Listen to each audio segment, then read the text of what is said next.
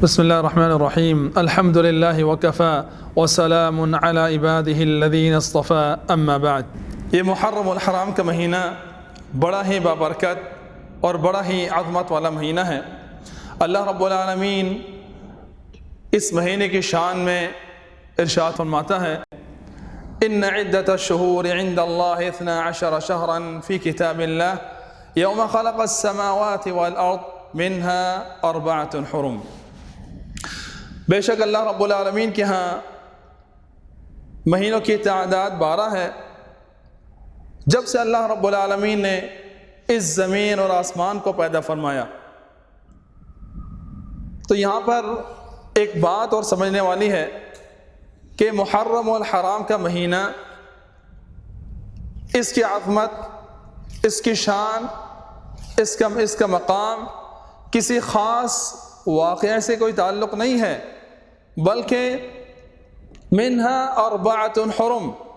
اللہ تعالیٰ نے فرما دیا کہ جب سے اللہ تعالیٰ نے زمین اور آسمان کو پیدا فرمایا، جب سے لے کر ابھی تک اور قیامت تک اس کی حرمت قائم رہے گی۔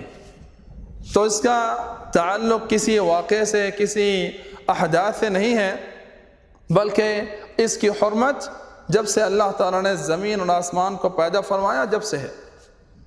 تو اس لیے اس کے اندر اللہ تعالیٰ نے فرمایا فَلَا تَظْلِمُوا فِيهِنَّ أَنفُسَكُمْ۔ ان مہینوں میں، ان حرمت والے مہینوں میں انسان کو اپنے نفس پر ظلم کرنے سے بچنا چاہیے۔ تو یہ مہینہ بڑا ہی بابرکت ہے، اس کے اندر کوئی نحوست نہیں ہے جیسا کہ بعض لوگ سمجھتے ہیں، یا اس کے اندر کوئی خوشی یا کوئی کاروبار یا کوئی ایسا اہم ترین کام نہیں کرتے اور اس سے بچتے ہیں، تو یہ ساری چیزیں باطل ہیں، اس کا اسلام سے کوئی تعلق نہیں ہے۔ اس کے اندر شادی بھی کی جا سکتی ہے، اس کے اندر کاروبار بھی کھولا جا سکتا ہے، اس کے اندر خوشیاں بھی منائی جا سکتی ہیں، ساری چیزیں کی جا سکتی ہیں، کیونکہ اللہ رب العالمین کے ہاں تمام مہینوں میں سب سے زیادہ عظیم ترین مہینہ محرم الحرام کا مہینہ ہے۔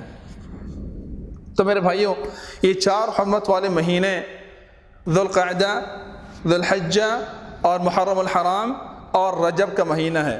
یہ 4 مہینے اللہ تعالیٰ کے حرمت والے مہینے۔